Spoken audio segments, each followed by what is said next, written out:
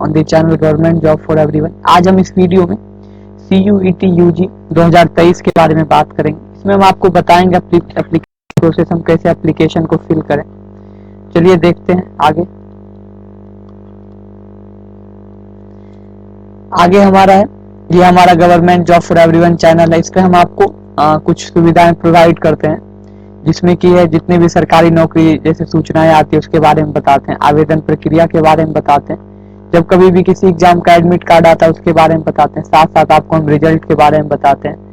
उसके साथ अगर किसी भी एग्जाम का प्रीवियस ईयर पेपर अगर है अवेलेबल कहीं भी, तो वो आपको हम PDF के फॉर्म में प्रोवाइड करते हैं। साथ साथ आपको हम प्राइवेट जॉब नोटिफिकेशन भी देते हैं। उसके साथ यूजफुल वीडियो, जैसे आज CUET UG का फॉर्म आया हुआ है, जिसे हम कैसे फिल करें, या फिर बहुत सारी योजनाएं जो आती है जिसका हम लाभ उठा सकें उसके बारे में बताते हैं। चलिए हम आगे बढ़ेंगे। तो सर्वप्रथम आपके पास गूगल होना चाहिए, गूगल या कोई भी ऐसा जहां आप इंटरनेट यूज कर सकते हो, Google, Mozilla, Firefox, internet browser, इस तरह की कुछ भी है तो आप उसे ओपन करें और आपको सर्च टैब पर सर्च करना है CUET समर्थ 2023। इसे जैसे ही आप सर्च करके इंटर क्लिक कीजिए, आपके सामने कुछ इस तरह का वेबसाइट ओपन होता है, CUET.samarth.ac.in। आप यहाँ देख सकते हैं कॉमन यूनिवर्सिटी एंट्रेंस टेस्ट लिखा हुआ 2023। इस पर आपको क्लिक करना है। इस पर क्लिक करने के बाद आपके सामने जो है NTA का वेबसाइट ओपन हो जाता है CUET 2023 के लिए। आपको इसमें क्या करना है, यहाँ देख रहे हैं रजिस्टर्ड का जो टैब है, आपको इस पर क्लिक करना है। इस पर क्लिक करने के साथ ही आप आगे आपको जो है क्या कहते हैं, यहाँ कुछ इस तरह से इंफॉर्मेशन बुलेटिन आता है। इसका हम आपको PDF प्रोवाइड करेंगे, उसके बारे में आपको डिटेल से बताएंगे भी। चलिए नीचे देखते हैं, कुछ इन्फॉर्मेशन दिया हुआ कैसे कैसे हम फॉर्म भरेंगे। हालांकि इसके बारे में हम आपको आगे प्रोसेस में बताने वाले हैं। जैसे ही आप नीचे यहाँ कुछ आपके फोटो स्कैन के बारे में, जो कुछ डॉक्यूमेंट्स इसमें अगर आपको आपका जो कास्ट बेसिस पे डॉक्यूमेंट्स वो सब आपको अपलोड करना पड़ता है। साथ साथ आपको यहाँ जो है फॉर्म फी के बारे में बताया हुआ है। अगर आप 3 सब्जेक्ट चूज कर रहे हैं तो आप जनरल कैटेगरी में 750 रुपए, OBC और EWS के लिए 700, वहीं SC ST PWD और थर्ड जेंडर के लिए 650 रुपए। वहीं अगर आप बाहर, भारत से बाहर मतलब उसके अगर सेंटर चूज करते हैं तो आपको 3750 रुपए पे करने पड़ेंगे 3 सब्जेक्ट के लिए।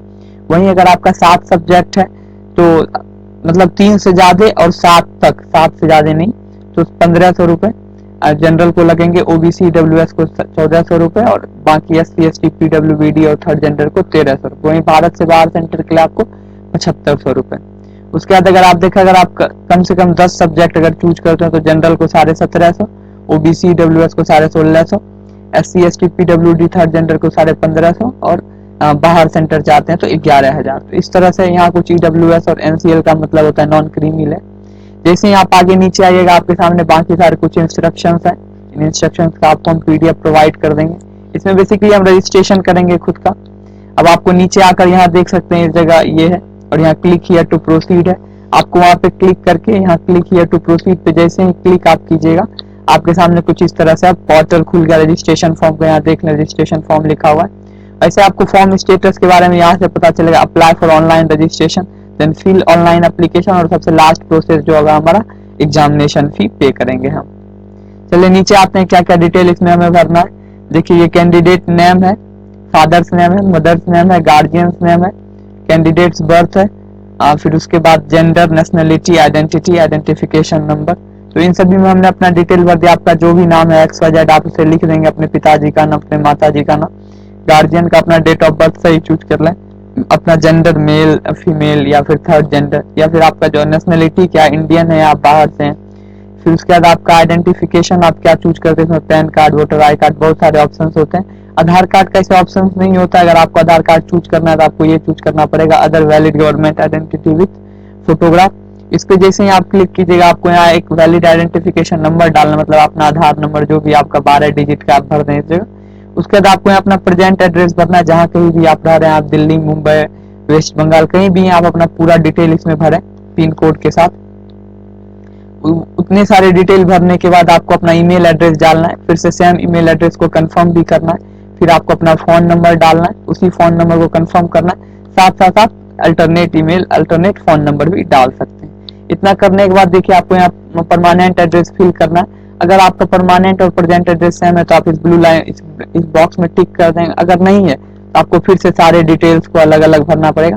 हम कहेंगे अगर आप सपोज दिल्ली में रह रहे हैं और आपका घर बिहार है तो आपको अपना परमानेंट एड्रेस जरूर भरना चाहिए, क्योंकि यह लेटर ऑन आपको हॉस्टल्स लेने में, फिर बहुत सारे स्कॉलरशिप लेने में फायदा करेगा, क्योंकि वो जो सारे डिटेल्स आपका मैच करेंगे इसी फॉर्म एप्लीकेशन बेसिस पे ही चेक होता है। नीचे आकर आपको अपना पासवर्ड बनाना है, जिस पासवर्ड में कम से कम 8 कैरेक्टर हो, कुछ भी आप बना सकते हैं जिसमें मिक्स ऑफ लेटर हो, जैसे AB *234 9 फिर कैपिटल AB। तो इस तरह का कुछ बना है जो कि वेरीफाई और कम से कम 8 कैरेक्टर तो जरूर होने चाहिए। फिर नीचे आकर आपको सिक्योरिटी पिन इंटर कर देना है और आपको सबमिट पे क्लिक करना है। सबमिट पे जैसे क्लिक कीजिएगा, आपके सामने जो आपने अभी तक फॉर्म डिटेल भरा है उसको प्रीव्यू करने का आ जाएगा ऑप्शन, क्या आपने सही गलत भरा है। आप अपना नाम चेक कर लें, पिताजी का नाम, गार्जियन का नाम, माताजी का नाम, अपना डेट ऑफ बर्थ, जो है नेशनलिटी, मेल चेक कर लें। कभी कभी गलती से फीमेल क्लिक हो जाता है और ध्यान नहीं देते हैं, एट लास्ट फिर प्रॉब्लम हो जाता है। फिर अपना आइडेंटिटी कार्ड चेक करें, आइडेंटिटी कार्ड नंबर भी चेक करें, साथ साथ अपना प्रेजेंट एड्रेस और परमानेंट एड्रेस भी चेक करें।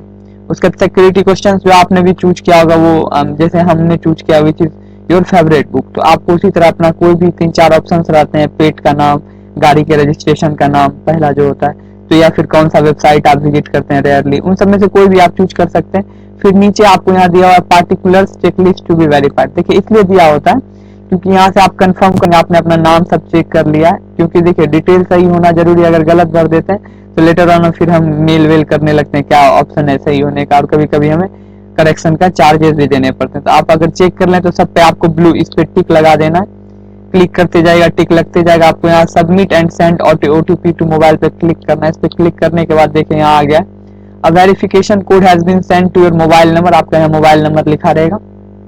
आपको कुछ नहीं करना, आपको नीचे आना है, नीचे आकर यहाँ लिखा हुआ इंटर 1 टाइम OTP, यहाँ आपको अपना OTP डाल देना है। उसके यहाँ सिक्योरिटी पिन डाल के आप सबमिट पे जैसे क्लिक कीजिएगा, क्लिक करने के बाद आपके सामने जो है अब आपका पोर्टल रजिस्ट्रेशन मतलब एप्लीकेशन फॉर्म फिलअप शुरू हो चुका है।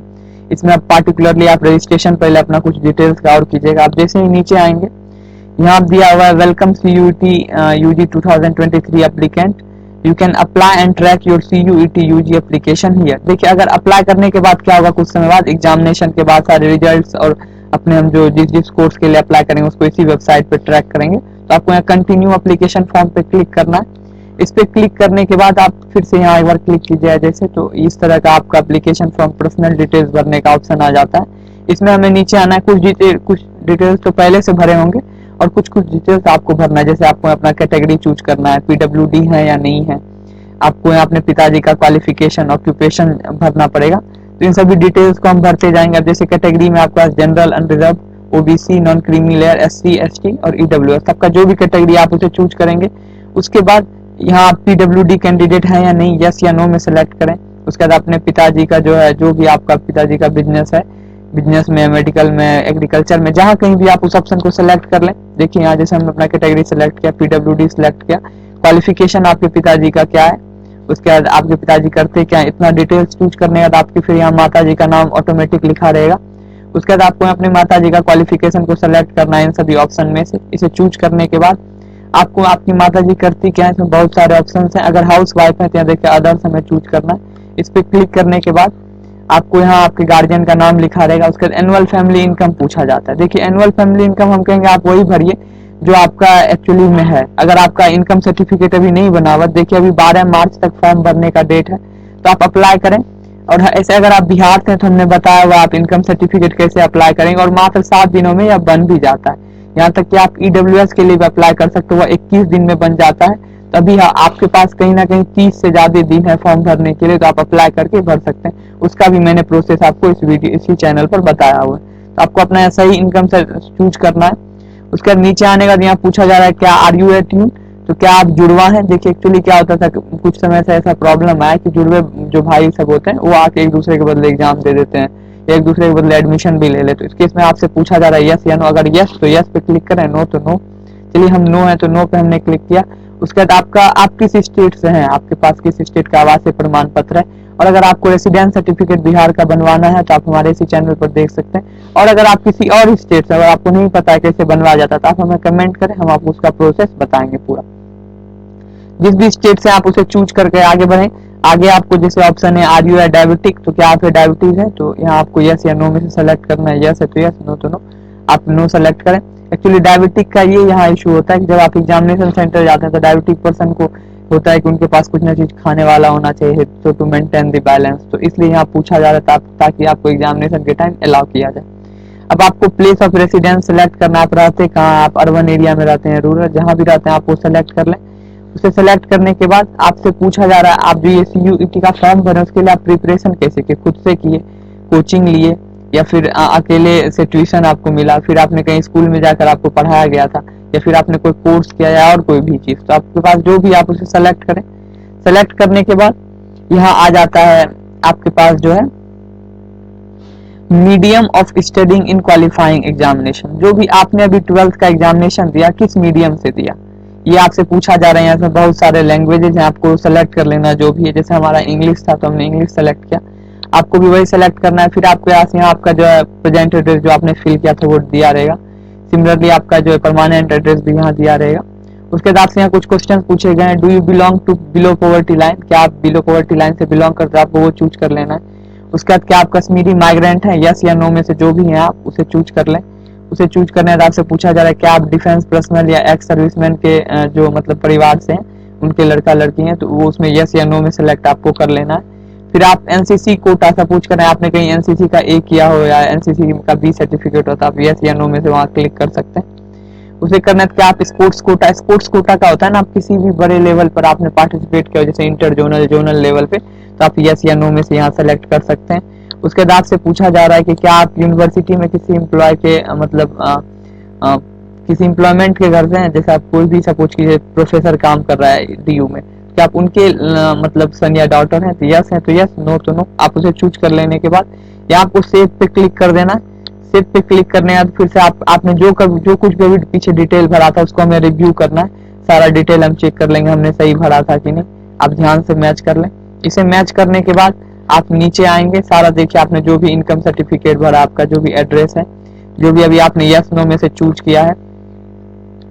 उसके बाद यहाँ आपको नीचे आकर यहाँ देखिए अगर कुछ आपने गलत भरा तो अपडेट भी कर सकते हैं बदल कर, नहीं तो प्रोसीड टू नेक्स्ट पे जैसे क्लिक कीजिएगा। इस तरह से फिर अब आपको अपना एजुकेशनल डिटेल भरने के लिए बोला जा रहा है। हम नीचे आएंगे, ये जो भी हमें क्लास 10th का रिजल्ट भरना है, हम पास है कि नहीं है, तो CUET में अगर आप अप्लाई कर रहे हैं तो पास ही होंगे, तो इसमें 5 पे आपको क्लिक करना है, फिर पासिंग ईयर सेलेक्ट कर लेना है। उसके बाद आपको क्वालिफाइंग एग्जामिनेशन 10th या इक्विवेलेंट, तो जो भी आपका वो क्लिक कर लेना है। फिर जो आपका स्कूल कहाँ था, अर्बन एरिया में या रूरल एरिया में, आपको वो सेलेक्ट करना है। फिर आप जिस स्कूल से आपने किया वो किस टाइप का था, गवर्नमेंट वाला था या फिर केंद्र विद्यालय था, जवाहर नवोदय विद्यालय, प्राइवेट था, जो कुछ भी था आप उसे चूज करें। उसे चूज करने के बाद आपको जो है किस देश में आपने एक्चुअली एग्जाम दिया था, तो इंडिया में दिया तो इंडिया में, अगर इंडिया से बाहर दिया तो वो चूज करेंगे। उसके बाद आपको एग्जाम ने जब आपने एग्जाम दिया था आप किस स्टेट में थे, तभी किस स्टेट में आपका स्कूल था वो चूज कर लेना। इसे करने के बाद आपका जो है डिस्ट्रिक्ट चूज कर लेना, जहां भी तो वो चूज करेंगे आप। साथ साथ जब आप नीचे आइएगा तो अब आपसे यहाँ पूछा गया है कि आपके बोर्ड का नाम क्या था, क्लास 10th का, तो बहुत सारे बोर्ड का नाम है जितने भी भारत सरकार ने मान्यता दिया हुआ है उन सभी का नाम, उनमें से आपको अपना बोर्ड चुन लेना है। आपको अपने स्कूल का नाम भर देना है, पिन कोड भर देना, रोल नंबर भरना है। फिर रिजल्ट का मोड क्या रहा था, परसेंटेज या CGP, तो जो भी था वो चूज करेंगे। फिर आपका मैक्सिमम मार्क्स ऑफ 10 और परसेंटेज, ये सारा डिटेल्स फिल करने के बाद आप नीचे आइएगा। अब हमें क्लास 12 का सेम डिटेल उसी तरह भरना है कि आप पास हैं या नहीं है। अपियरिंग भी भर सकते हैं, सपोज कोई जो इस साल दे रहे हैं 12th का एग्जाम वो भी इस CUET में अप्लाई कर सकते हैं, तो वो लिखेंगे अपियरिंग में, फिर कब आपने पास किया, जो इक्विवेलेंट लेवल पर था, या फिर जो आपका स्कूलिंग कहाँ था, किस टाइप का स्कूल था, जो सारा डिटेल हमने 10th में भरा वो सारा डिटेल हम यहाँ भी भरेंगे। सिमिलरली अपने मार्क्स सबको डाल के यहाँ से सेव कर देना। सेव पे जैसे ही क्लिक कीजिएगा आपको सेम डिटेल को रिव्यू करना है। रिव्यू करने के इसमें आप देख लें सारा डिटेल मैच कर ले, आपने जो भी भरा है वो सही है कि नहीं। इतना करने के बाद आपको नीचे आकर यहाँ देखिए कुछ गलत है तो आप अपडेट करें, नहीं तो फिर प्रोसीड टू नेक्स्ट पे आप क्लिक करेंगे। इस पे क्लिक करने के बाद आपके सामने जो अब एग्जामिनेशन सेंटर को सिलेक्ट करने का आ रहा है फिलअप। अब नीचे हम आएंगे, यहाँ देखिए हमारे पास कुछ ऑप्शंस हैं जहाँ कहीं भी आप सिलेक्ट कर सकते हैं। तो इनमें से आपको कुछ ऑप्शंस आपके मतलब क्या कहते हैं, जो भी आपका जहाँ से भी आपने किया है क्लास 12th और 10th उसके हिसाब से आपको यहाँ कुछ प्रेफरेंस दिया जाता है, तो आप उस प्रेफरेंस में से चुन लें। उसी हिसाब से आप अपना यहाँ जो दूसरा भी ऑप्शन चुन सकते हैं और उसी हिसाब से आपको सेंटर कहाँ चाहिए, जहाँ भी चाहिए आप वो ले सकते हैं। बिहार में चाहिए तो बिहार में, झारखंड में चाहिए तो ये आपको बस कॉल स्कूल के नजदीक से दिया जाता है। यहाँ आपको सेव पे क्लिक कर देना है। सेव पे क्लिक करने के बाद फिर से हमें रिव्यू करना है जो हमने भरा था वो सही है कि नहीं। तो हम आएंगे नीचे, हमने देख लिया हाँ भाई जो हमने भरा था वो सही है। अब आपको प्रोसीड टू नेक्स्ट पे क्लिक करना है।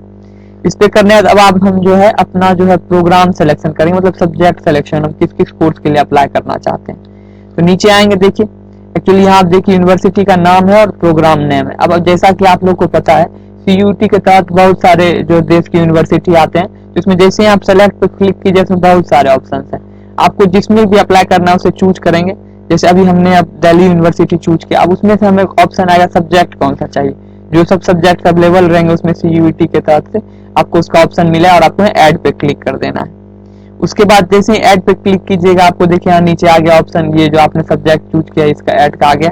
अब नेक्स्ट में क्या करना है, आप दूसरे और कॉलेज दूसरे यूनिवर्सिटी में भी अप्लाई करना चाहते हैं, तो जैसे दूसरे उसमें क्या करना है आपको, दूसरा यूनिवर्सिटी जैसे हमने त्रिपुरा यूनिवर्सिटी चुन लिया, अब उसमें से कोर्स हमने जो इंटीग्रेटेड मास्टर्स डिग्री चूज कर लिया। अब आपको यहाँ ऐड पे क्लिक कर देना, खुद ब खुद ऐड हो गया। अब फिर हमने एक रामकृष्ण मिशन विवेकानंद वाला फिजिकल एजुकेशन में चूज कर लिया, उसे भी ऐड कर देना। तो अब जितने अब DU के अंदर ही अलग अलग कोर्स में करना चाहते हैं तो दिल्ली यूनिवर्सिटी इधर रहेगा, इधर कोर्स बदलते रहेगा, और जैसे जैसे आप ऐड करते जाएगा यहाँ सब कॉलेज का नाम दिखाते जाएगा, यूनिवर्सिटी जहाँ जहाँ आप अप्लाई कर रहे हैं। उसके बाद आपको यहाँ आना है, यूनिवर्सिटी और प्रोग्राम सिलेक्शन प्रीव्यू पे क्लिक कर देना है। आप मैक्सिमम जो है 10 कर सकते हैं, अप टू 10 जो है इसमें ऑप्शन रहते हैं सब्जेक्ट्स के। इतना करना है तो आपको फिर से रिव्यू करना है, आपने जो सारा चूज किया है उसे आप रिव्यू करके प्रोसीड टू नेक्स्ट पे क्लिक कीजिएगा। अब नेक्स्ट पे क्लिक करना है, फिर से आपको शो हो रहा है आपने क्या सब चूज किया है।